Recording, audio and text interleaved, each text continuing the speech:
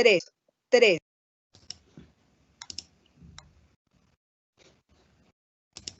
Bien, buenos días a todos. Muchas gracias por acompañarlos. Nuevamente, para nosotros es un gusto tener este espacio de diálogo, de discusión, de compartir algunas ideas con Cotelco, un gremio al que tenemos un aprecio muy especial y que venimos desde hace un tiempo en este ejercicio o esfuerzo conjunto de poder compartirles casi que en tiempo real información de interés, aspectos que se están discutiendo y que resultan tremendamente relevantes para poder seguir reinventando la forma como afrontamos esta contingencia. Para el día de hoy vamos a tener en esta mañana un diálogo muy importante en torno a las alternativas laborales que están de alguna manera dentro del menú de opciones de cara a un próximo proceso de reapertura gradual de nuestras operaciones. Desafortunadamente, o dentro del contexto que queramos valorarlo, el presidente de la República ayer anunciaba sobre la prolongación en el momento en que se permitirá el transporte tanto aéreo como terrestre, no solo a nivel internacional, sino a nivel intermunicipal. Y de alguna manera eso tendrá, desde luego, un impacto directo en ese momento en que nos estamos imaginando la apertura gradual de nuestras operaciones. No obstante, es pertinente, y lo vamos a ver hoy, que desde ya estemos trabajando en ese plan, en esa estrategia de cómo vamos a adaptar ese proceso de apertura a una realidad sin duda cambiada. Entre otras cosas, porque no nos podemos imaginar una apertura al 100% de nuestra capacidad. Seguramente vamos a enfrentarnos a un proceso de gradualidad y tenemos que, desde luego, identificar de qué forma esa gradualidad puede ser, digamos, respaldada por las posibilidades que están previstas en nuestro ordenamiento jurídico. Así que en la mañana voy a estar acompañándolos en este webinar para este tema particular. Para quienes no hemos tenido la oportunidad de vernos en alguno de los encuentros anteriores, mi nombre es Diego Felipe Valdivieso, soy abogado de la firma Escola Abogados, en la cual lideramos el área de Derecho Laboral y de Seguridad Social. Seguramente muchos de ustedes ya estarán inquietos también por la norma o el decreto que salió el día de ayer en torno a clarificar algunos aspectos sobre el subsidio a la nómina que está disponiendo el gobierno nacional. Ya estamos también coordinando con Cotelco para tener rápidamente un encuentro muy seguramente al final de la tarde de hoy, en la que podamos igualmente compartirles de manera muy oportuna algunas reflexiones sobre el particular. Sobre eso ya les estarán compartiendo, pero desde ya extenderles la invitación para que igualmente nos acompañen en ese espacio que vamos a generar también para compartirles nuestra aproximación y visión jurídica sobre el punto. Bien, pero como les dije, vamos a arrancar hablando sobre apertura. Y desde luego hago especialmente énfasis en que no nos estamos imaginando una apertura al 100% de nuestras operaciones. De tal forma que cuando hablamos de una apertura gradual, necesariamente hacemos referencia también a una gradualidad en la forma como vamos normalizando nuestras relaciones con los colaboradores al interior de cada una de nuestras organizaciones. Para eso hemos hecho un esfuerzo de explorar dentro del ordenamiento jurídico laboral cuáles son las opciones o de qué forma nuestras normas tratan de dar respuesta a la posibilidad de operar de manera parcial, advirtiendo desde ya que lo que vamos a conversar hoy está de alguna manera edificado o construido con base en las normas laborales que existen, fundamentalmente Código Sustantivo del Trabajo. Y refiero esto porque hasta la fecha no se ha expedido en el marco de la emergencia una norma particular que nos hable de gradualidad en la apertura o en la reactivación laboral de los distintos contratos. Es posible que alguna disposición sobre el particular pueda surgir. Hasta ahora no se está, digamos, advirtiendo por parte del gobierno nacional algo en ese sentido, por lo que vamos a trabajar con base en lo que las normas preexistentes ya tenían dispuesto, advirtiendo desde ya que las normas preexistentes nos permiten algunos escenarios importantes para efectos de adaptar esos contratos de trabajo a esa realidad de reapertura parcial o progresiva. Y lo digo porque nuestro ordenamiento jurídico, desde el momento en que previó la estructura contractual laboral, ya se imaginaba la posibilidad de que existieran contrataciones con parcialidades. Y en eso queremos hacer un especial, digamos, matiz, puesto que es bastante común y ustedes lo han escuchado recientemente en varios medios de comunicación, en algunas columnas de opinión, que en teoría se reclame de la necesidad de una norma laboral que permita contrataciones o realidades contractuales parciales. Algunos lo han llamado de la contratación por horas. Ahí queremos de manera muy clara advertir que esa demanda de una norma laboral que contemple parcialidad en la contratación, en realidad es una demanda que desconoce que ya el ordenamiento jurídico colombiano contiene las disposiciones necesarias para que ello pueda materializarse.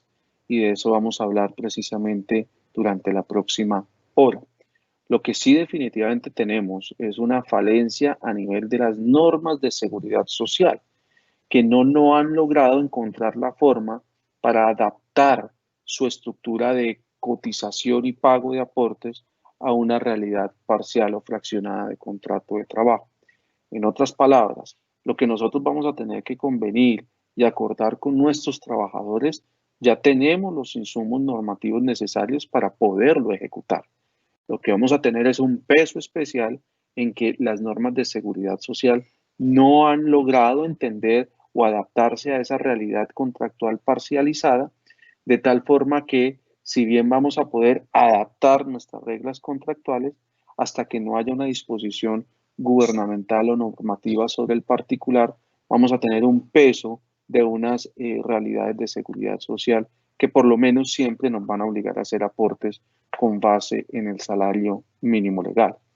Entre otras cosas, hay un aporte para que tengamos presente como gremio, y es que dentro de las normas que debemos tratar de impulsar, que sean expedidas dentro de este proceso de emergencia, es tratar de incentivar para que el gobierno nacional de una vez por todas entienda e identifique que existe una limitación en las normas de seguridad social para adaptar los aportes a la seguridad social precisamente a esas realidades parciales y que se puedan expedir las reglamentaciones que sobre el particular resultan necesarias.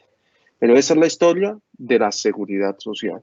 Pero la historia de la relación contractual con nuestros trabajadores, como les insistimos, ya existen en nuestro ordenamiento jurídico los insumos necesarios para que desde ya empecemos a estructurar, empecemos a edificar la estrategia de parcialización de esas realidades contractuales, teniendo en cuenta que el grueso de las personas que estamos aquí interactuando en este espacio, hemos identificado que nuestra apertura se realizará de manera progresiva por razones de ocupación, por razones de protocolos de bioseguridad, etc. Pues bien, dentro de ese enfoque vamos a hablar de tres aspectos particulares.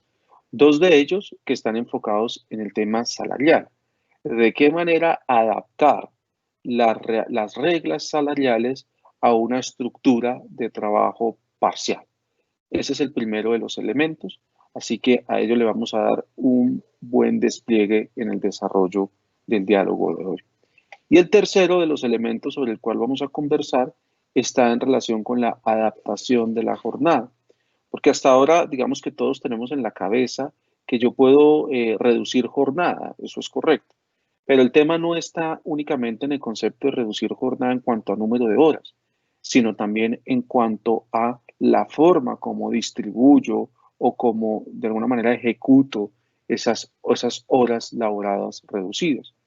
Es muy distinto decir que 24 horas de la semana o un medio tiempo me lo voy a gastar en 4 horas diarias durante los días de la semana, a decir que el mismo medio tiempo me lo voy a gastar en 3 turnos completos de 8 horas a la semana. Eso ya tiene un alcance por lo menos práctico distinto, porque para muchas de nuestras operaciones la estructuración de turnos de 4 horas puede resultar, digamos, complejo, traumático, costoso, con un desgaste importante. Pero observen ustedes que yo puedo tener el mismo alcance de medio tiempo, pero con turnos completos. 8 horas un día, lunes, 8 horas el miércoles, 8 horas el día viernes, por ejemplo, y tengo el mismo alcance de las 24 horas. De eso vamos a hablar más adelante, pero de eso se trata hoy, de que podamos entender cuál es nuestro campo o margen de acción que nos permite nuestras disposiciones laborales en materia de poder adaptar esas realidades contractuales que se imaginaron un negocio operando a una ocupación específica y que finalmente estamos ahora operando a una ocupación en la que vemos desde luego una disminución con un aumento progresivo y también progresivamente podremos ir adaptando esas realidades para ir haciendo los ajustes que cada uno de los momentos vaya demandando. Bueno, el primer punto es sobre el tema del salario. Y de manera particular queremos refrescarles la idea de la libertad en la estipulación salarial. ¿Y por qué decimos refrescarle? Porque nuestra, digamos, práctica ha de alguna manera generalizado ciertas estructuras de pago y tal vez la estructura de pago más general es la denominada sueldo.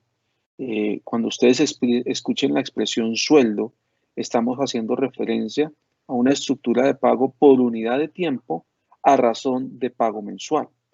Es decir, que si yo digo que mi sueldo es de 1.000.000 de pesos, estoy haciendo referencia a un pago por unidad de tiempo equivalente a los 30 días del mes. Pero hay muchas más posibilidades detrás de ello, que la norma igualmente lo permiten. Si solo hiciéramos referencias a unidades de tiempo, pagos por semana, pagos quincenales, pagos por jornales diarios o incluso pagos por horas, que son alternativas que están previstas y contempladas dentro de nuestro ordenamiento jurídico.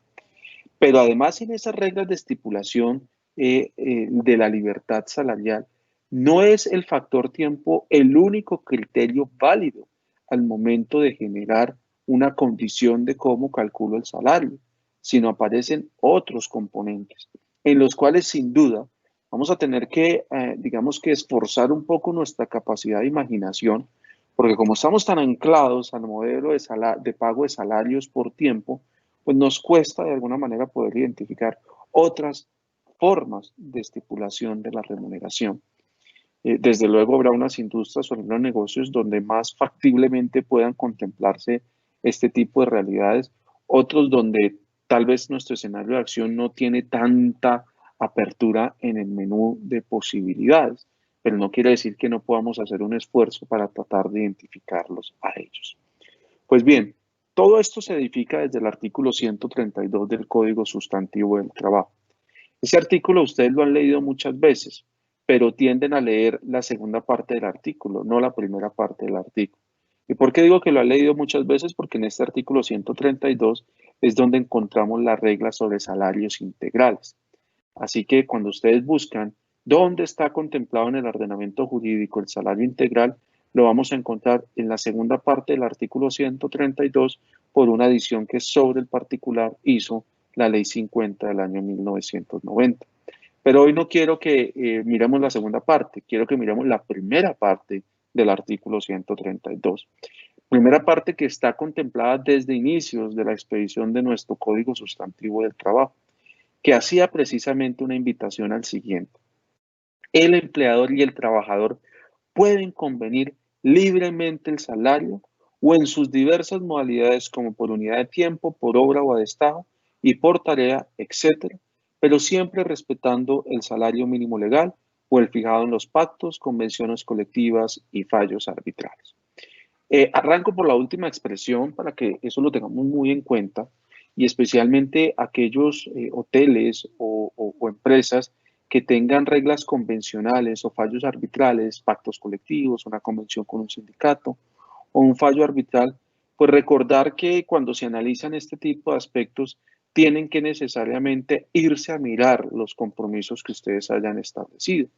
¿Por qué? Porque ahí ustedes pudieron haber previsto algunas reglas que superen las condiciones que de alguna manera contemplan la ley. Por ejemplo, no es extraño que algunas empresas hayan pactado un salario mínimo superior al legal y hayan establecido bajo ninguna circunstancia ningún trabajador podrá devengar en el mes menos de tanto valor. Pues si eso fuera así, pues encontramos un ancla, encontramos un peso que nos limita la movilidad o la flexibilidad dentro del escenario un poco de creatividad y de invención al que vamos a invitarlos con el alcance de esta norma como tal. Entonces, arranco por advertir que no tengo el conocimiento de sus convenciones, de sus fallos arbitrales, de eventuales pactos colectivos de trabajo, y en ese sentido decirles que si tienen alguno de esos instrumentos, tienen que necesariamente traerlos a estas reflexiones para efectos de mirar en su conjunto si resulta posible y en qué alcance implementar alguna de las opciones que nos vamos a estar imaginando. Pero hecho su comentario, volvemos entonces a la pepa central del artículo. Y la pepa central del artículo es la siguiente. El empleador y el trabajador pueden convenir libremente la forma del salario, la modalidad del salario. Y la libertad es bastante amplia, porque nuestro ordenamiento jurídico, en términos generales, trae como regla que son las partes las que definen las modalidades y condiciones y criterios de causación del salario. Que en la práctica nos hayamos acostumbrado solo a una de ellas, el sueldo, no quiere decir que se haya inhabilitado la libertad de estipulación a la que hace referencia el 132. De hecho, es tan libre que si ustedes exploran con detalle las normas sobre salario, van a encontrar que el ordenamiento jurídico se metió en una escala salarial, que es el salario mínimo legal. Pero de ahí para adelante, le digo a las partes, estipulen ustedes las reglas que quieran establecer, pero incluso con una precisión. Y es que el ordenamiento jurídico colombiano no ha hecho la tarea completa en materia de salario mínimo legal. Y digo que no ha hecho la tarea completa en materia de salario mínimo legal porque el único salario mínimo que está regulado en nuestro país es el salario mínimo a un factor de tiempo. Por eso cuando ustedes hablan de salarios mínimos legales, siempre traen de presente la jornada de 8 horas diarias, 48 horas a la semana, 244 horas mes. ¿Por qué? Porque el salario mínimo que nosotros tenemos establecido está definido para ese tipo de, digamos, de pactos salariales convenidos por unidad de tiempo. Es decir, que siempre que nosotros con el trabajador tengamos una condición de tiempo, el trabajador tiene que cumplir una jornada, tiene que cumplir un horario, pues vamos a tener acá de presente el marco de referencia del salario mínimo legal. Pero nosotros no tenemos salarios mínimos legales para actividades por destajo, por obras, por tareas, porque ha sido una labor que nuestra norma no ha visto la necesidad de desarrollar, tal vez entre otras cosas por el poco uso que se les ha dado a estas posibilidades que están aquí contempladas. Pero en ese sentido, lo que quiero recordar, o lo que queremos recordar, es que ustedes con sus trabajadores tienen libertad de estipulación del salario en distintas modalidades. Y empecemos por la modalidad de tiempo, que como les digo es la más común utilizada, pero tendemos a analizarla o aproximarla solo en el concepto de tiempo jornada completa. Como les decía hace un instante, la norma hace referencia al salario por unidad de tiempo a expresión de sueldo, entendiendo sueldo como el salario por unidad de tiempo pactado a razón de un pago mensual. Sin embargo, de ahí para abajo, yo puedo pactar unas unidades de tiempo distintas, mensuales, por semanas, por quincenas, por días y por horas. Y aquí es donde quiero centrarme en el concepto días y por horas. Uno de los elementos que les indicaba hace un instante es que vamos a ver cómo otra vez empieza a aparecer, y hace 15 días un dirigente de un partido político sacaba una columna en un medio de comunicación donde decía, ya es hora de que se legisle y se permita la contratación laboral por horas. Y ahí lo que hay que responder es que esa hora se cumplió desde hace más de 60 años. Desde los años 1950 en Colombia es permitida la contratación por horas. Y hay sectores que han estado más afines y más cercanos a esas posibilidades. Ustedes de pronto lo han estado en personales de fines de semana, en personales que se contratan para ciertos eventos. El sector de restaurantes desde hace mucho tiempo implementa los esquemas de contratación por hora. ¿Por qué? Porque la norma nuestra en materia de salario por unidad de tiempo siempre sigue un criterio de proporcionalidad. Recordarán ustedes en el primer encuentro que hicimos, cuando hablamos de las medidas laborales en tiempos del COVID-19, que advertíamos sobre la posibilidad de hacer reducciones de salario pactadas si esa reducción se acompañaba de reducción de tiempo o de jornada.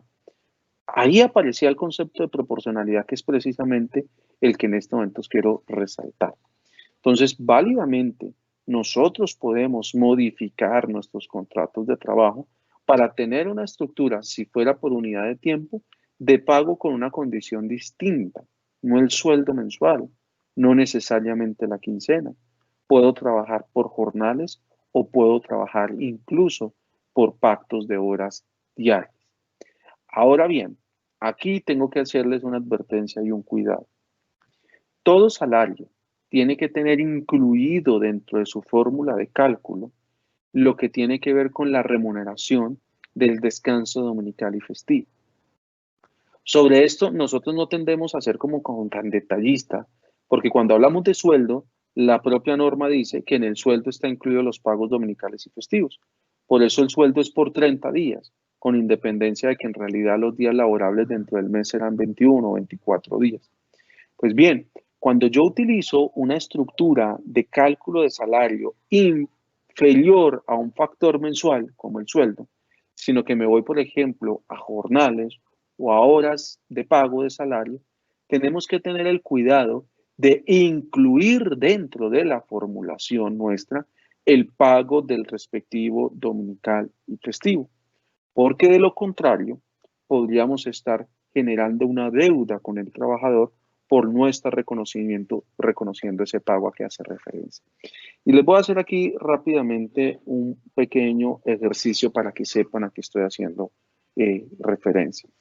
Si nosotros cogemos el salario mínimo legal en Colombia, que es de 877.000 pesos, y hacemos el siguiente cálculo, ¿cuánto es el valor de la hora según el salario mínimo legal? Si lo sacamos en la proporción que corresponde. Entonces, lo que debemos hacer nosotros es coger los 877.803 pesos, 877.803 pesos, y lo divido, uno diría, en 30 días, y eso me da 21.260 pesos, y lo divido en 8 horas, y eso me da a mí el valor de la hora a razón de 3.657 pesos.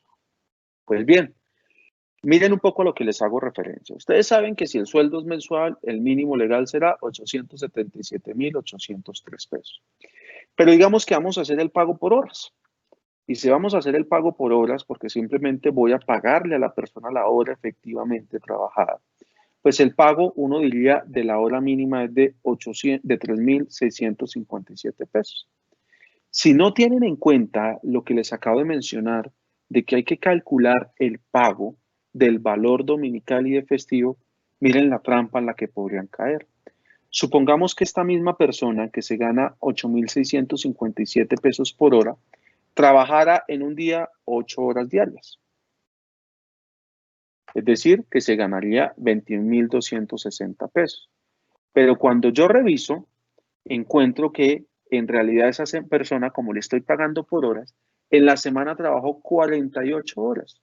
Entonces multiplicaría los 3.657 por 48 y me da 175. En promedio el mes tiene 4.16 semanas. Si multiplico esto por 4.16 semanas, quiere decir que la persona estaría ganando 730 mil pesos. Y hay algo que no cuadra. ¿Cómo así que habiendo trabajado 48 horas a la semana durante todas las semanas del mes, solo se gana 730 mil pesos? Cuando si del salario, si hubiera sido pactado en razón de sueldo, sería 877.803 pesos, trabajando la persona exactamente el mismo tiempo. Pues el tema es que en este modelo de pago así, por unidades de tiempo, hora, si yo solo me dedico a pagar la hora efectivamente trabajada, no estoy pagando no estoy pagando el descanso dominical o festival que la persona tiene derecho. Esto en una época vimos que fue un error graso en el que incurrieron muchos, por ejemplo, restaurantes, que recuerdo mucho en una cadena de restaurante que tuvimos que hacer una auditoría, hicimos una auditoría y les decíamos, oye, ustedes le están pagando menos a la gente. Y nos decían, pero ¿por qué? Yo estoy pagando el valor de la hora mínima y simplemente yo pago el número de horas de la persona. Si la persona me trabaja 48 horas a la semana, pues pago el valor de la mínima por 48 horas. Y si me trabaja las 4 o las 4 16 semanas del mes, pues pago las 48 horas por cada una de esas semanas del mes. Al final el resultado, 730 mil pesos traído a valor presente. Yo estoy pagando lo que la ley me obliga. Y ahí lo que advertíamos es, no, porque usted está pagando el salario, sí, pero le está faltando pagar la remuneración dominical y festiva. Así que lo que quiero de alguna manera advertirles es que cuando vayamos a estas estructuras de fraccionamiento de las reglas de remuneración, tengo que incluir dentro del pacto la forma para remunerar igualmente los descansos dominicales y festivos. Desde hace mucho tiempo, la Corte Suprema de Justicia en su sala laboral nos dio una formulita que puede funcionar para que la tengamos nosotros presente. Y de pronto les va a ayudar a entender algo que ustedes han visto en muchos contratos. Muchos contratos que tienen conceptos variables, porque al final estamos hablando de variabilidad del salario, tienen incluido una formulita que habla del 83.5 versus el 17.5. Seguramente ustedes han visto esa fórmula muchas veces en muchos parágrafos de cláusula remunerativa. Pues bien, esa fórmula lo que hace referencia es que cuando yo tengo esquemas de remuneración variable, el 83.5, según el pacto que hacen las partes, es la remuneración del salario y el 17.5 es la remuneración de los descansos dominicales y festivos. Esa puede ser una alternativa. Otra alternativa es coger y fraccionar, de tal forma que si la semana en realidad no tiene 48 horas pagas, sino que tiene son 56 porque hay 8 el día domingo, pues tengo que buscar la manera en que esas 8 horas las pague fraccionadamente dentro de cada una de las horas que voy remunerando según la estructura. Varias alternativas podríamos encontrar, podríamos edificar, pero al final la advertencia que queremos hacer es que tenemos plena libertad para convenir con los trabajadores una estipulación de salario distinto al sueldo. Podemos hacerlo, insisto, jornales, diarios, o una que seguramente va a empezar a utilizarse muchísimo, que es la hora válida. No necesitamos ninguna modificación legal para que eso se pueda proceder. Lo único que necesitamos es que las partes lo pacten en su contrato de trabajo y hecho ese pacto en su contrato de trabajo, es importante que tengan en consideración dentro de ese pacto que se debe incluir igualmente la forma de cómo se remuneraría el respectivo descanso dominical y festivo. Es posible que mientras ustedes me estén escuchando, se estén preguntando si ese fraccionamiento, si esa proporcionalidad podría incluso afectar la estructura del salario mínimo legal. Y aquí la respuesta me gusta darla en dos momentos. Uno, técnicamente yo no puedo afectar la estructura del salario mínimo legal, eso es claro. Pero dos, para saber si estoy afectando o no el salario mínimo legal, lo que debo seguir es un criterio de proporcionalidad. Entonces vuelvo y me explico. Si yo trabajo menos de la jornada completa y en ese sentido proporciono los 877.000, yo no estoy violentando la estructura del salario mínimo legal, porque mantengo la proporción de ello. Y de hecho, eso lo contempla la propia norma. Aquí quiero adelantarme un par de diapositivas para mostrarles a qué hago referencia.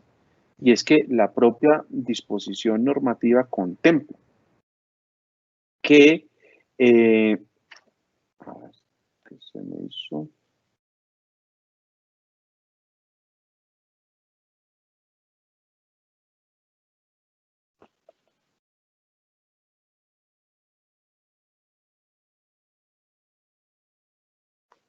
No la transcribí, pero lo van a encontrar ustedes ahí en siguiente, el artículo 132, que dice específicamente que la remuneración, cuando se hace un fraccionamiento, tiene que ser en proporción a el salario mínimo legal. Entonces, déjenme un segundo, veo si lo tengo transcrito más adelante, eh, para que tengamos presente. Sí, aquí está el 147. Para quienes laboren jornadas inferiores a las máximas legales y devenguen el salario mínimo legal o convencional, este regirá en proporción al número de horas efectivamente trabajadas, con excepción de la jornada específica de 36 horas prevista en el artículo siguiente.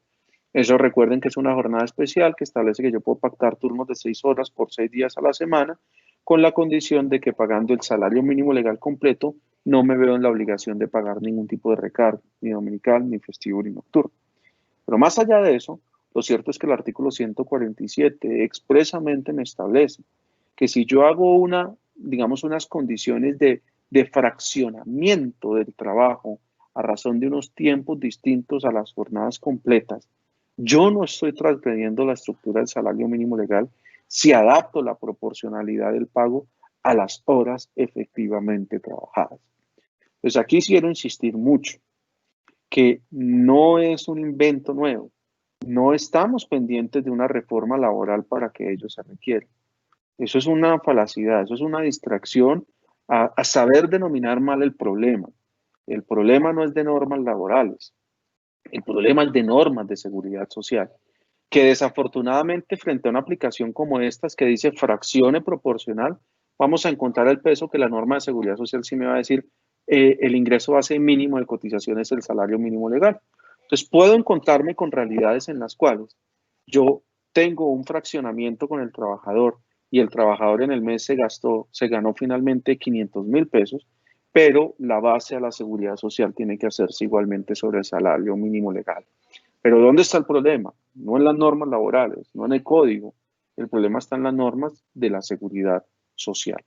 Entonces, muy importante que tengamos muy fresco y muy presente este artículo 147, que efectivamente es la disposición que me permite, digamos, ese fraccionamiento de la jornada e igualmente la proporcionalidad del salario.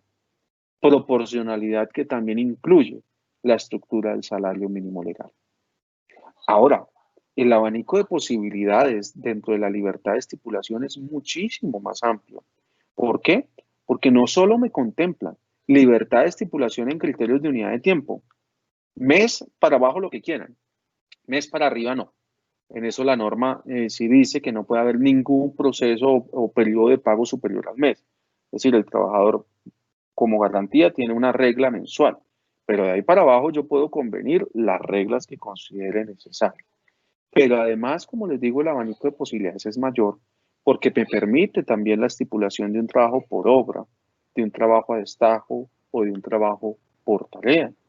Es decir, que la regla de salario ya no solo está dada o no se acompaña necesariamente por un factor de tiempo, sino que se puede dar por otro tipo de factores, como sería el de obra, el de destajo o el de tarea, en el que la característica fundamental es que la remuneración se asocia fundamentalmente a, de alguna forma, un resultado o una tarea específica.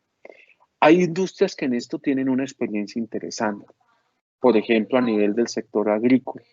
Allá es muy común encontrar que la remuneración de los trabajadores se da por unidades, hectáreas sembradas, metros lineales de cercas puestas o hectáreas deshiervadas o plantas sembradas. Es bastante, digamos, esta industria está bastante acostumbrada a estos tipos de remuneración. Otras industrias, como por ejemplo el transporte, hace mucho tiempo tuvo que entrar en un proceso de esta naturaleza. ¿Por qué? Porque digamos que toda la dificultad de la red vial colombiana, pues hizo que el modelo de transporte no pudiera remunerarse por tiempo, porque implicaba el pago de los trancones, el pago de la cierre de las vías, etc. Hace mucho tiempo estos modelos empezaron a migrar a remuneraciones por viajes o a remuneraciones por kilómetros, etc. Aprovecho para hacer un comentario.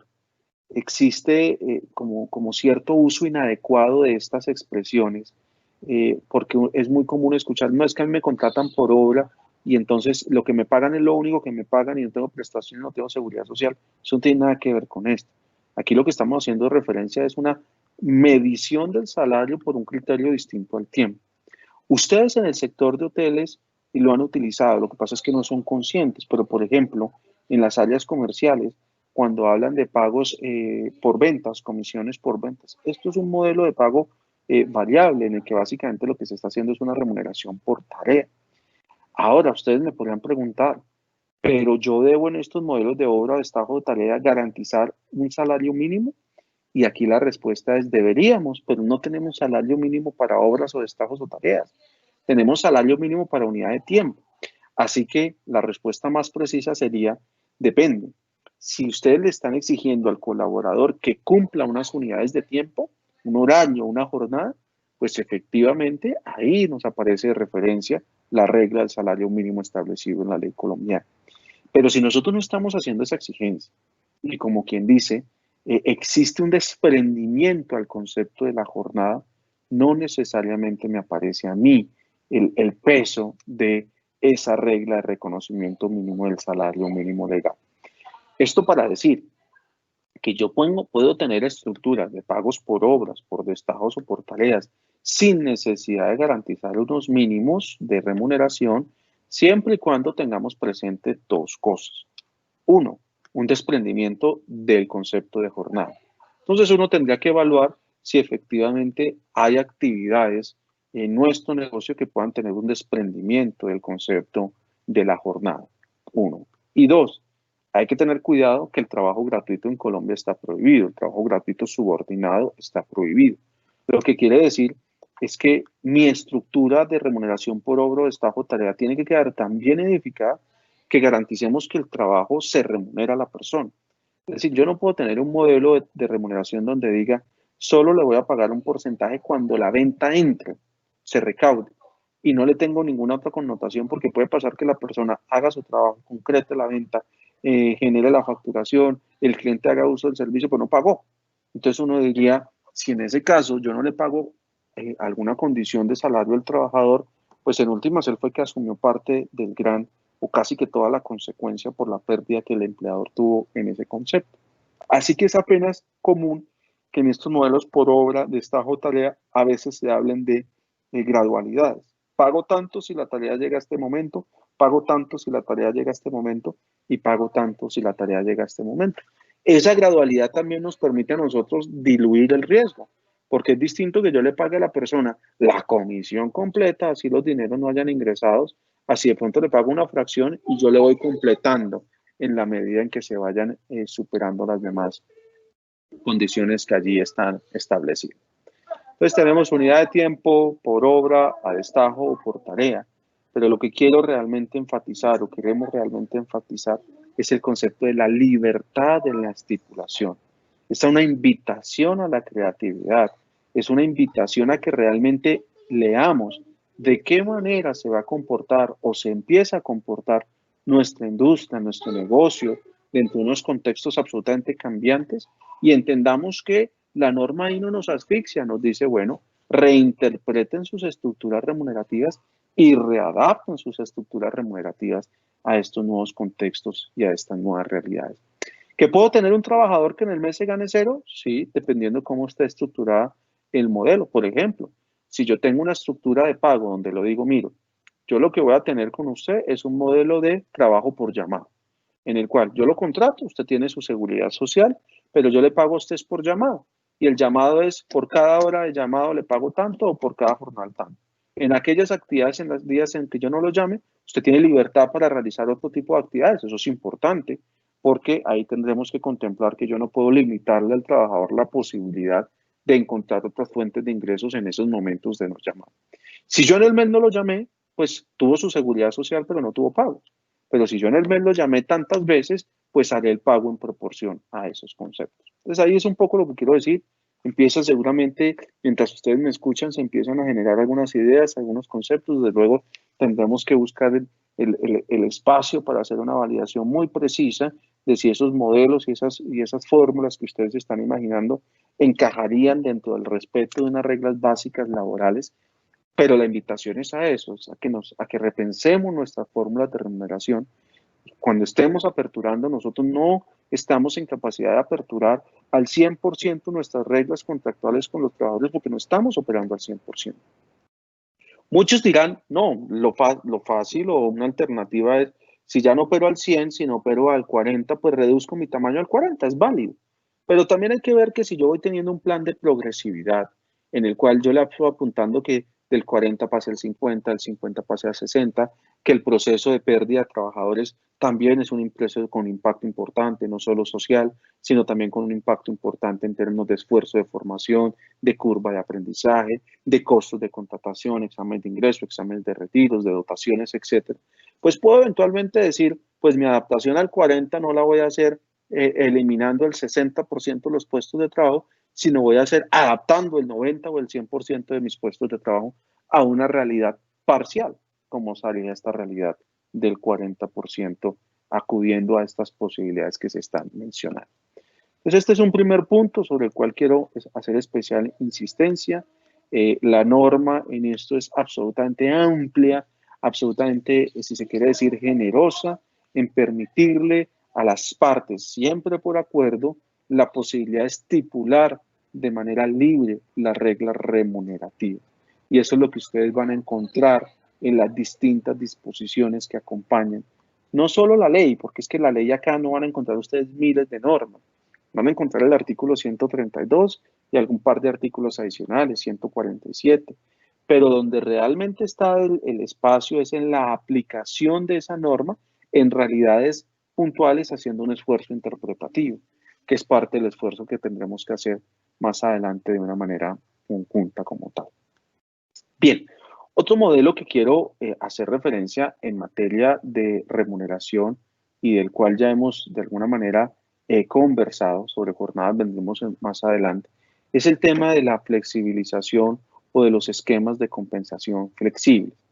Que de esto hablamos cuando tuvimos nuestro primer encuentro, pero lo hicimos con un énfasis muy temporal y muy de emergencia.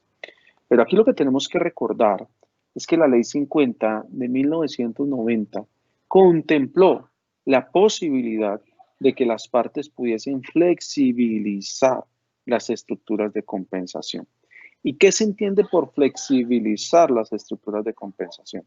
Se entiende porque la compensación no esté solo compuesta por pagos salariales, que sabemos que tienen unos factores prestacionales o unos costos adicionales, sino que también la compensación esté acompañada por pagos no constitutivos de salario, que por regla general, en la medida que se administren bien, son pagos que tienen el alivio de no tener el sobrecosto prestacional, de no tener el sobrecosto de seguridad social. Tener un modelo de compensación flexible, que es algo en lo que les confieso, nosotros particularmente siempre hemos sido muy discretos en incentivar este tipo de modelos. Y si hemos sido muy discretos en incentivar este tipo de modelos, ¿por qué? Porque históricamente, y eso es una realidad que por lo menos así la hemos leído nosotros, el grueso de estos modelos de compensación flexible no se utilizaron por razones de necesidad, de contingencia, de emergencia, de defensa del empleo, etcétera, sino se utilizaron únicamente para buscar la manera de disminuir la carga social del contrato de trabajo, es decir, de ver cómo pagaba menos aporte a salud y menos aporte para fiscal. A nosotros ese tipo de modelo de compensación flexible éticamente no nos parece adecuado, no nos parece correcto, porque es una forma de decir que todo mi esfuerzo es solo para disminuirle el aporte al SENA, el aporte al ICBF, para disminuir el aporte a salud, pero en cuanto al empleador y el trabajador, ahí no ponemos esfuerzo porque al trabajador todo se lo compenso por otros conceptos y entonces le hago unos aportes voluntarios y las diferencias en prestaciones se las doy por otro lado, etc. Nos parecen cuestionables esos modelos proyectados así, y el tema del cuestionar esos modelos es que en algún momento ese tipo de cuestión puede tener digamos, una forma de resolución perjudicial a nivel judicial. Y efectivamente, seguramente ustedes lo han visto, hay muchas empresas que apostaron a ese tipo de modelos de compensación flexible, después se vieron en complicaciones a instancias judiciales porque encontraron algún juez que tuvo eco o resonancia a alguna preocupación como la que les estamos mencionando. El modelo de compensación flexible de la Ley 50 de 1990 no se hizo para compensar flexiblemente solo para no pagar aportes a salud y aportes para fiscales. El modelo de compensación flexible de la Ley 50 de 1990 se hizo para que haya pagos salariales y pagos no salariales, y los pagos no salariales tengan el efecto no salarial en todo, tanto para el trabajador como para el empleador, para el sistema de seguridad social, prestaciones, etc. En ese sentido, la invitación que sí podemos hacer con una entonación importante es implementen modelos de compensación flexible, pero integralmente flexible. No el modelo de compensación flexible, convenientemente flexible solo a cargo del Estado. Integralmente flexible es un modelo de compensación en el cual el trabajador recibe unos pagos salariales y recibe unos pagos no salariales, que son beneficios o auxilios habituales o ocasionales.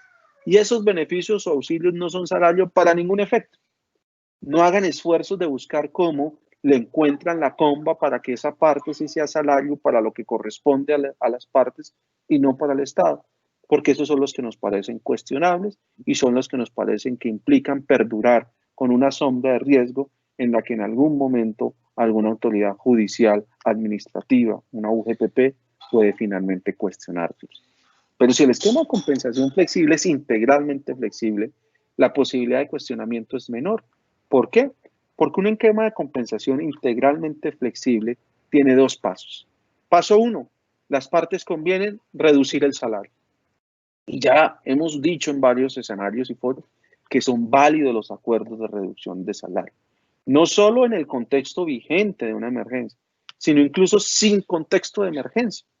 La Corte Suprema de Justicia se ha cansado de decir no sé cuántas veces que la libertad en la estipulación de salario, el artículo que estamos leyendo arriba, permite que las partes pacten el salario como quieran y si quieren disminuirlo, es válido.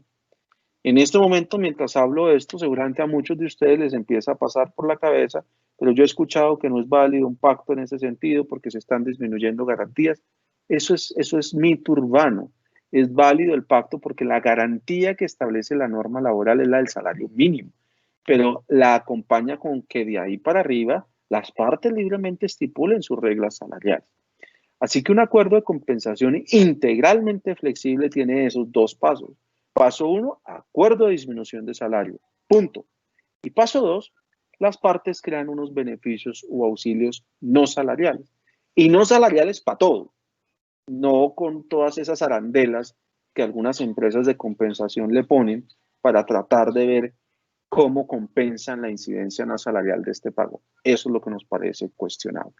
Y no salarial en todo es que se traten de verdaderos beneficios o de verdaderos auxilios. ¿Qué es un beneficio? Dar más de lo que la ley impone, dar más prima, dar más cesantías, dar una medicina prepagada, porque la ley en ese sentido nos pone unas cargas y yo decido superarlas. Y auxilio es auxiliar, es ayudar al trabajador en unas necesidades preexistentes de carácter social y familiar, transporte, vestuario, alimentación, recreación, vivienda, bienestar, etc. Y en ese sentido, esos pagos no son salarios en la medida que realmente sean beneficios o auxilios. ¿Cómo hago yo para saber si son beneficios o auxilios? Yo les propongo siempre hacer el siguiente test. Paso 1, regla más importante o una regla impajaritable, es que siempre tiene que haber un pacto de exclusión salarial, tiene que haber un documento, un acuerdo en la que se diga que el empleador y el trabajador convienen que ese beneficio o auxilio no constituye salario. Paso 1, siempre tiene que haber.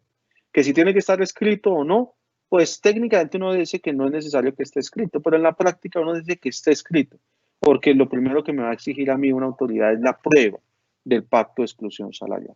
Y esa prueba va a ser mucho más sencilla de constituir si nosotros, o de aportar si nosotros contamos con el documento respectivo. ¿Listo? Segundo paso del test.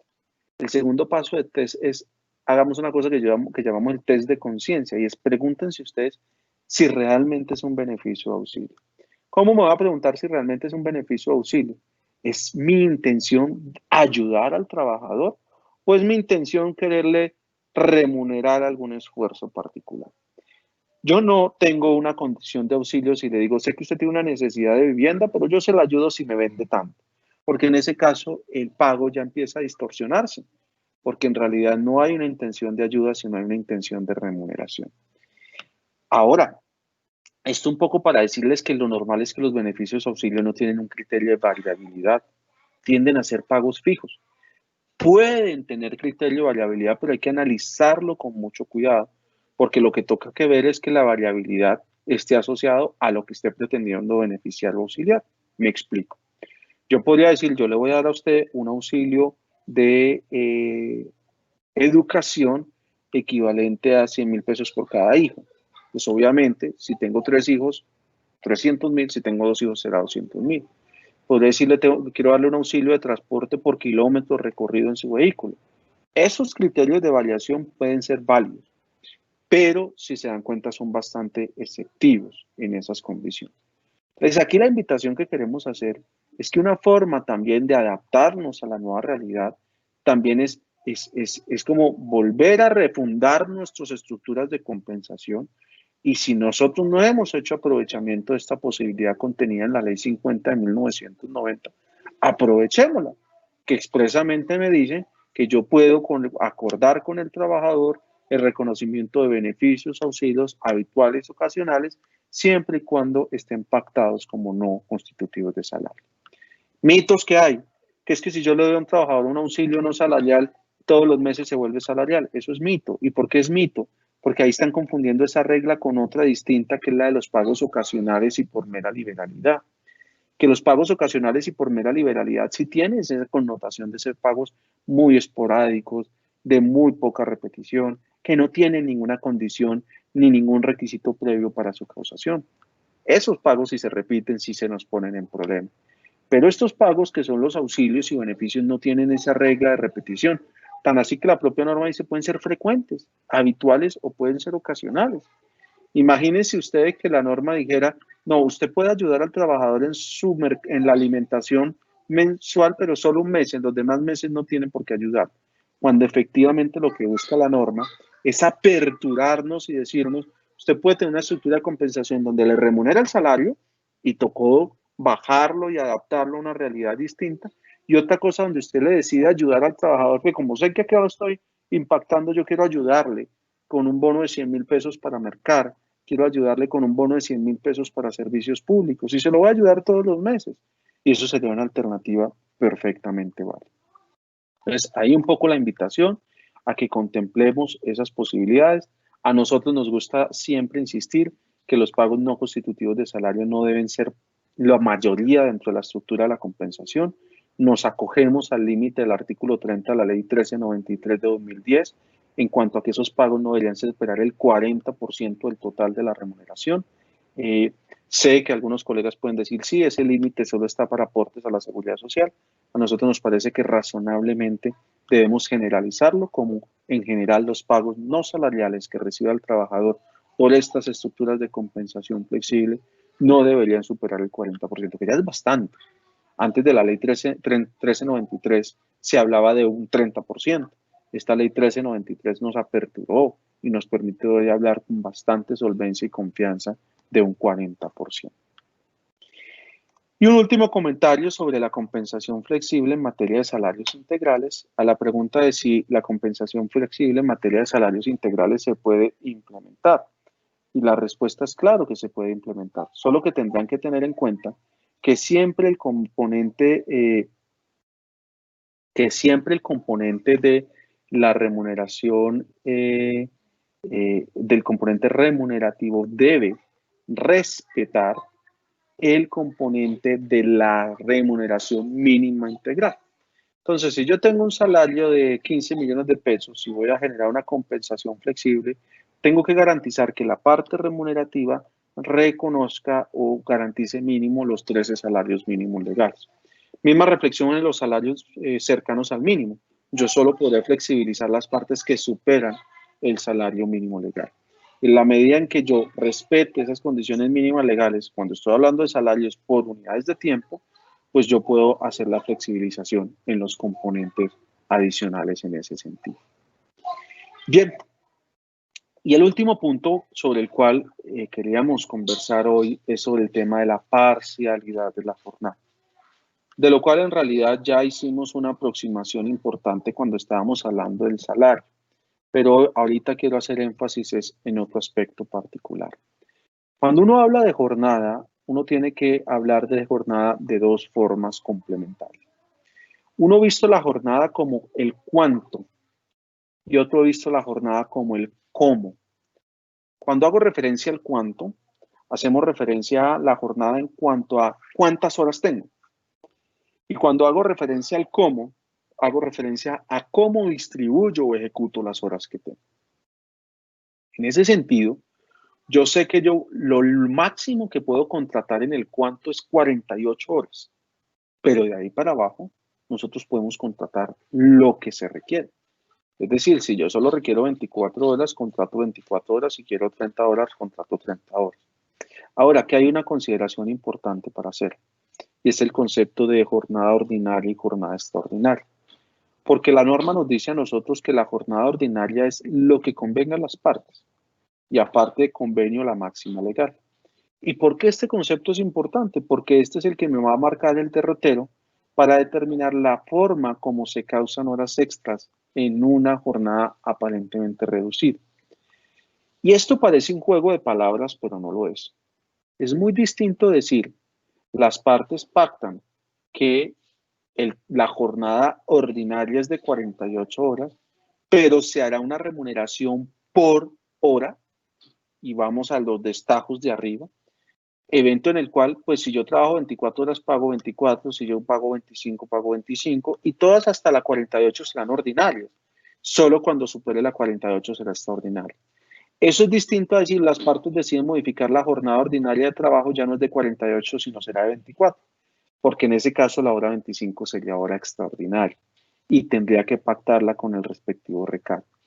Hay también un llamado para que tengan cuidado y se orienten muy bien al momento de estructurar esos acuerdos, porque no vaya a ser que terminemos generando una contingencia y generemos un mayor costo porque volvamos horas extras, horas que antes no la eran. Entonces hay que tener cuidado en esa estructura de, digamos, de definición de lo que se entiende por la jornada ordinaria, más la combinación con la regla de pago por unidad de tiempo llamado hora. Entonces eso es lo primero que quiero importante advertir, y es la jornada en cuanto al cuánto. Y esa definición precisa me ayuda a evitar conflictos en cómo entender la causación de horas extras. Y hay otro que es la jornada ordinaria en cuanto al cómo, y el cómo es cómo la distribuyo. Y aquí es donde también tenemos que recordar que tenemos una flexibilidad importante en la ley. Nosotros estamos acostumbrados a pensar que la distribución de la jornada es solo a razón de 8 horas diarias, 48 horas a la semana. Pues la ley nos da mucha flexibilidad, y la flexibilidad más grande la encontramos en el artículo 165 del Código Sustantivo, que nos invita a cambiar nuestra forma de ver ese cómo, y nos dice, usted tiene una bolsita de horas en las que puede meter las 48 de una semana, puede meter las 48 otra semana, y puede meter hasta las de 3 semanas. Y esa bolsita, distribúyala como quiera. Y esa distribución le va a permitir la flexibilidad para adaptarse a ciertas realidades.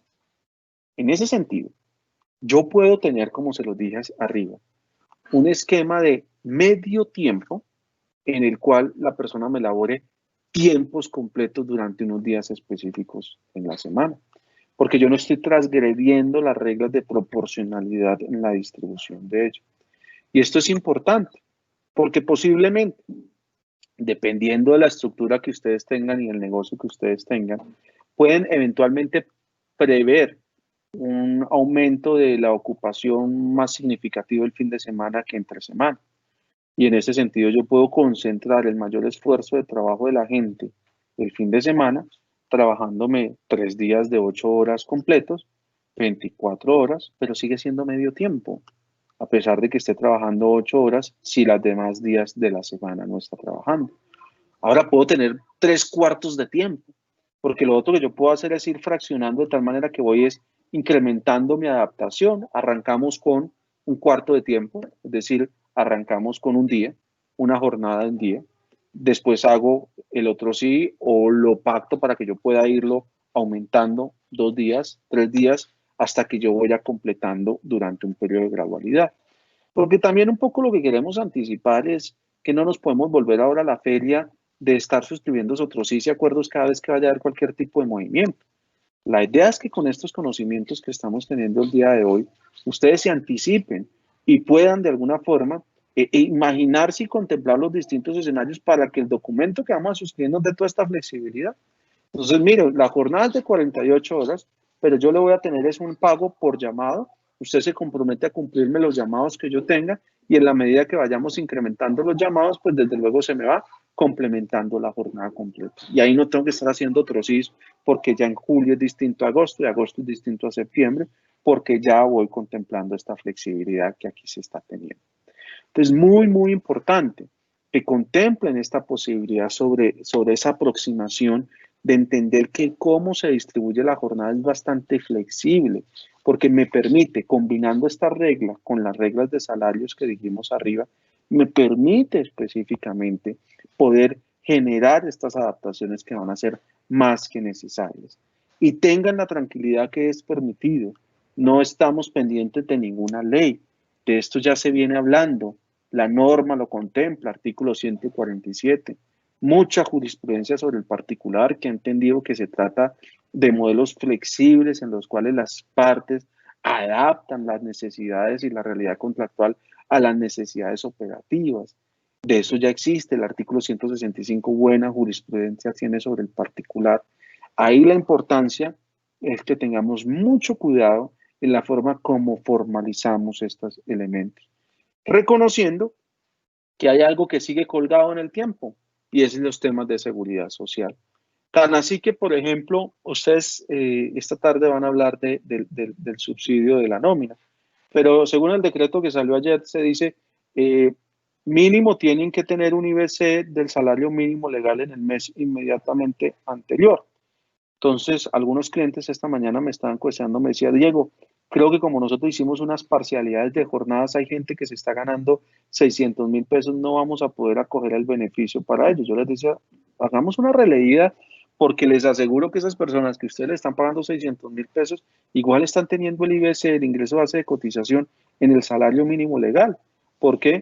Porque la norma no les permite, las reglas de seguridad social han sido muy, muy, muy limitadas en ese entendimiento del ingreso base de cotización.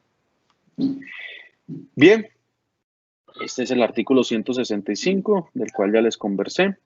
Quisiera terminar mi intervención en esta fase con esta frase que hemos venido haciéndole mucho eco en distintos escenarios.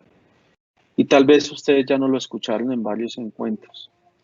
Esto se trata de ayudar, de comunicar, de sensibilizar a nuestros trabajadores en el entendimiento que requerimos del compromiso individual.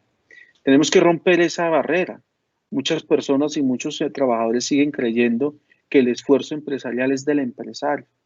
Por eso me gusta mucho esta frase de Vince Lombardi que dice, el compromiso individual con un esfuerzo colectivo es lo que hace que un equipo, una empresa o una sociedad funcione. Así que todo esto que hemos hablado arranca y nace en el compromiso individual de cada uno de nuestros trabajadores. Y ese es el esfuerzo gigante que tenemos que hacer de sensibilizarlo, porque es su compromiso individual, acompañado del esfuerzo colectivo que hacemos como gremio, que hacemos todo, lo que hace que las empresas, los equipos y las sociedades funcionen. Bueno, muchísimas gracias. Creo que nos quedan un par de minuticos que podríamos aprovecharlo para explorar algunas preguntas adicionales. No sé. Sí, Sí. hola. Sí, Diego, buenos días. Buenos días a todos. Hola, Julián. Pues hay varias preguntas frente al tema y empiezo con esta. Y es si teniendo en cuenta las medidas graduales que las empresas implementarán para la reapertura del trabajo, ¿cuál sería el riesgo de reducir la jornada y el salario sin un pacto expreso con el trabajador? Pues mira, el riesgo es, digamos, de dos naturalezas. Uno, que se puede entender una modificación impuesta del contrato de trabajo. El contrato emana de un acuerdo de voluntades, así que las modificaciones unilaterales se asocian a un incumplimiento de una de las partes que podría motivar una, digamos, reclamación, por ejemplo, de un llamado despido indirecto o una renuncia indirecta. Eso es un escenario. Dos, obviamente investigaciones administrativas que podrían dar como consecuencia sanciones por el incumplimiento de la ley, porque en este sentido yo estoy incumpliendo el contrato que se ampara en unas disposiciones normativas. Y tercero, que es lo que me parece un poquito más peligroso, y es que si hay algunos antecedentes de la Corte Suprema de Justicia que ha dicho que de ciertas modificaciones unilaterales lo que hacen es perdurar la deuda. Me explico. Que yo modifique un salario integral y le dejé de pagar el mínimo integral y no hubo acuerdo. Ahí lo que la Corte ha dicho en algunos casos es que se perdura la deuda, es decir, que el trabajador podría finalmente reclamar la diferencia, que es lo que me parece complejo. Por lo que yo sí los invito a que acojamos el camino más complejo, que es el camino de tratar de hacer una muy buena estrategia de comunicación, de sensibilización. Más complejo porque sin duda es más fácil mandarle a todo el mundo una carta y punto. Pero los invito a que hagamos el camino más complejo para que por lo menos disminuyamos el tamaño del problema.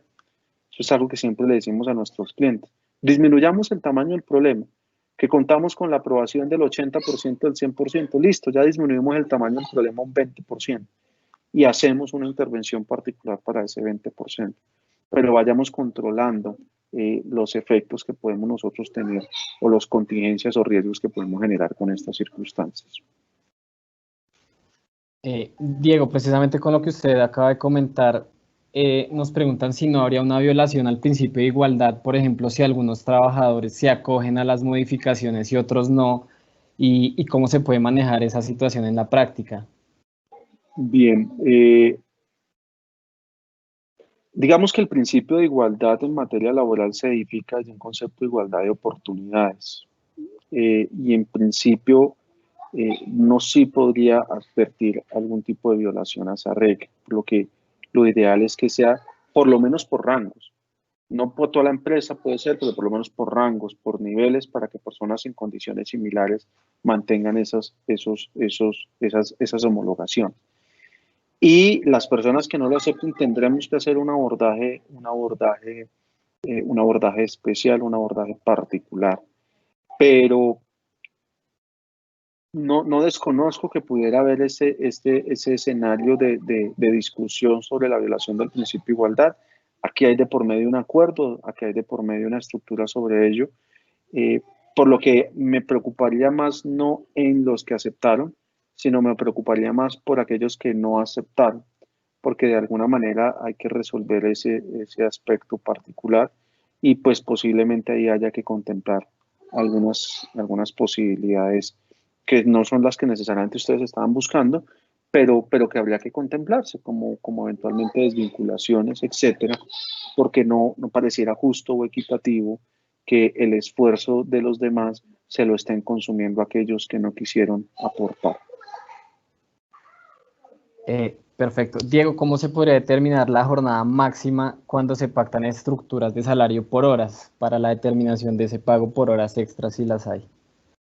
Bien, entonces es un poco el concepto que les decía. Yo lo que diría es, las partes pactan o convienen que la jornada ordinaria es de 48 horas, con eso tengo el máximo, solo que mi estructura de pago es por unidad de tiempo, asociado a un criterio de programación de llamada y unidad de tiempo por hora. Ahí les funciona perfectamente, mantienen las 48 horas como tope de jornada máxima, todas las horas hasta las 48 se pagarán como ordinarias, solo que se pagan según efectivamente se estén trabajando. Diego, ¿es válido aplicar estos pactos en vigencia de la suspensión del contrato? Es válido que los podamos formalizar en vigencia de la suspensión del contrato y desde luego empezarán a tener efectos una vez el contrato se reactive.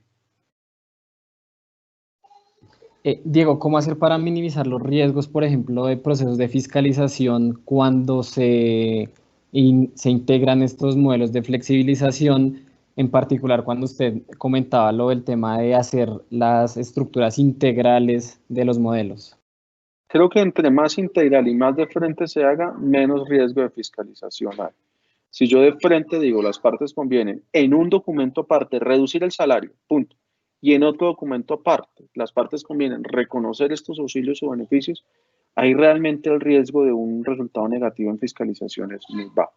Me parece que obviamente un tema de lenguaje, porque es que es muy desafortunado ver, las partes convienen que el salario de 10 millones de pesos a partir de la fecha se pagará 7 salarial y 3 no salarial. Ahí ya estás perdiendo en el proceso de fiscalización, porque parece una desalarización. El lenguaje es muy importante, las partes convienen reducir el salario, revisar el contrato, reducir el salario, punto. Y otra cláusula o en otro acuerdo, las partes convienen reconocer estos auxilios o beneficios. Pero para mí, además del lenguaje, del cuidado y de expresar muy bien estos dos momentos distintos, reducción de salario y beneficios auxilios, otro elemento que es absolutamente fundamental es la integralidad del acuerdo de flexibilización. No caigan en el error de solo mantener como no salario el pago no salarial para efectos de los aportes a la seguridad social. Esto hay que integrarlo completamente porque ahí es donde definitivamente las autoridades van a generar un mayor cuestionamiento. Perfecto, Diego. Diego, hay una pregunta recurrente y es si pronto puede aclarar un poco más el tema de la regla de la Sala Laboral de la Corte Suprema del 83.5 con el 17.5, si esa regla es válida cuando se pactan salarios por horas, por ejemplo. La regla del 83.5 y el 17.5 es la regla que desde hace mucho tiempo, desde los años 80, la Sala Laboral de la Corte estipuló como regla de remuneración de los salarios variables. Entonces, cualquier estructura salarial variable, ustedes pueden establecer que el salario variable está compuesto un 83.5 del componente remunerativo y un 17.5 del componente de pago de dominicales y de festivos. Ahora, la pregunta es muy válida y es, ¿un pago por unidad de tiempo, por hora, se entiende variable? Ahí, digamos, hay que hacer un ejercicio de cálculo numérico. De pronto, lo más transparente en ese caso es entrar en la referencia que les mencionaba hace un rato, de que el día de domingo equivale a 8 horas. Entonces, si yo voy a tener una proporcionalidad de tiempo, quiere decir que yo pago 8 horas de un domingo por 48 horas a la semana. Yo podría coger y dividir las 8 en 48 y me da 0.16. Ahí lo que yo podría hacer es pagar la hora y pagar un 0.16 de hora adicional para remunerar este domingo festivo. Entonces, era lo que les decía, ahí tenemos que en cada caso entrar y mirar y hacer los cálculos y las proyecciones para que no nos quede incompleto. Yo quedo tranquilo con que ustedes se vayan advertidos de que hay que incluir la remuneración del domingo festivo, pero dependiendo de la forma como lo vayan a estructurar, miraremos si nos funciona el 83.5 o si nos funciona más una regla como la que les estoy mencionando. El problema de la regla, la gran garantía que tiene el 83.5 es que en el cálculo que hizo la Corte incluyó la remuneración de los festivos también. Mientras que si yo calculo de esta forma, como les estoy indicando, me toca mirar cada semana si en una semana hay un festivo o si en una semana no hay festivo, porque me puede variar la regla del 0.16 que les estoy mencionando. Muy particularmente para que la 83.5 funciona, es un terreno seguro, es un terreno que la Corte ha avalado, pero sí advierto que tenemos que revisarla en cada uno de los modelos de acuerdo a los criterios que se vayan a implementar. Diego, para aquellas compañías que tienen vigentes convenciones colectivas o pactos colectivos, ¿cuál sería el riesgo de hacer el pacto de esas estructuras salariales cuando, por ejemplo, en la convención del pacto se establece que hay un salario mínimo para esa compañía en particular? Pues el primero es que yo tendría que en la estructura de compensación flexible respetar el salario mínimo de esa compañía en particular, es decir, que podría entrar a flexibilizar los componentes que superen de ese salario mínimo convencional pactado. Eso es lo primero.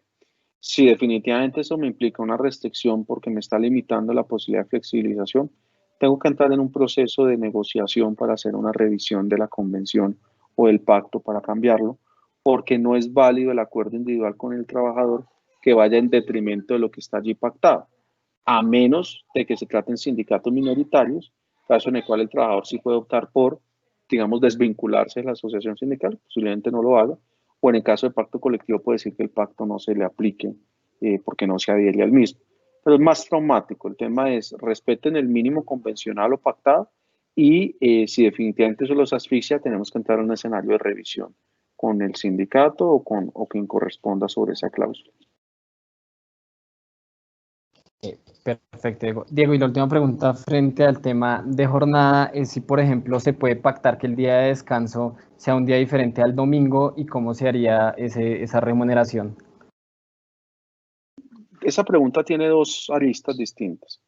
Yo puedo pactar que el día de descanso sea cualquier otro día de la semana, eso es válido, pero ese pacto solito no es suficiente para quitarle el recargo al domingo por el hecho de trabajar el domingo. La única posibilidad de reemplazar el domingo como día de descanso obligatorio es hacer un acuerdo para reemplazarlo con el día sábado. En otras palabras, yo puedo descansar, yo puedo pactar que cualquier día de la semana sea el descanso, pero ese solo pacto, el trabajo el domingo, me genera recargo. Si yo quiero que el trabajo el domingo no me genere recargo, la única posibilidad es hacer un switch entre el domingo y el sábado, porque así lo contempló la ley 789. Listo, Diego. Y por último, pues cierro con unas preguntas que previamente nos había llegado Cotelco, no frente a este tema, sino frente al tema genérico del COVID. Y pues son preguntas muy puntuales, Diego. La primera es si se puede terminar un contrato a término fijo mientras está suspendido ahorita en la pandemia. ¿Me repite, Julián, que se me fue ahí la señal? Sí, claro que sí. Si es válido terminar un contrato a término fijo mientras está suspendido el contrato. Esa pregunta nos la habían hecho en su momento, nosotros creemos que sí. La suspensión del contrato no cambia el término de vigencia pactado, razón por la cual desde que se cumpla la regla de preaviso sería válido.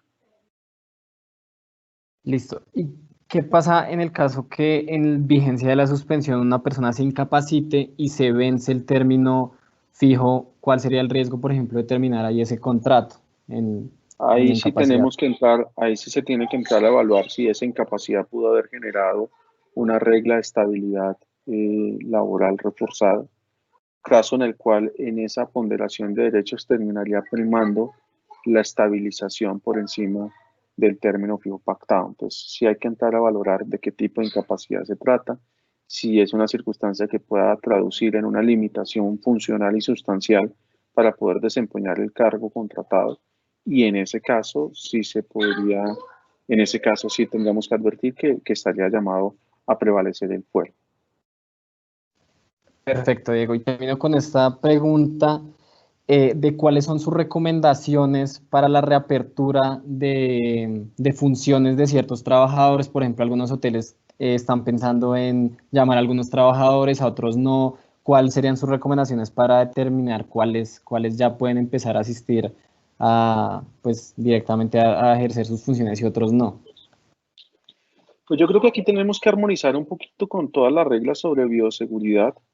Está claro que la condición de emergencia va a acompañarnos hasta finales del mes de agosto, por lo menos en lo que tiene que ver con disposición normativa, pero en términos generales la coexistencia con este riesgo se va a mantener por mucho más tiempo y la posibilidad de que este tipo de medidas se nos vayan prolongando es real. Entonces, yo creo que hay que acompañarnos un poco con las reglas de bioseguridad, perfilar un poco a los trabajadores y digamos, priorizar a aquellos que van a tener menos limitación y menos riesgo para poder desempeñar sus labores. Entonces, hay unos ejercicios que los protocolos ya vienen orientando en cuanto a perfiles, etcétera, para esos efectos. Listo, Diego, perfecto. Ahí le aclaramos a toda la audiencia que todas estas preguntas respecto al programa de beneficios de subsidios Esta tarde tendremos otro evento en el que aclaremos todos estos temas. Es una conferencia exclusivamente frente a los programas. Y pues en este orden de ideas agradecemos a todos ustedes, a todo Cotelco y a Claudia nuevamente por su atención y a Diego por su tiempo. Vale, Bueno, muchísimas gracias. muchísimas gracias a todas las personas que se vincularon a esta conferencia.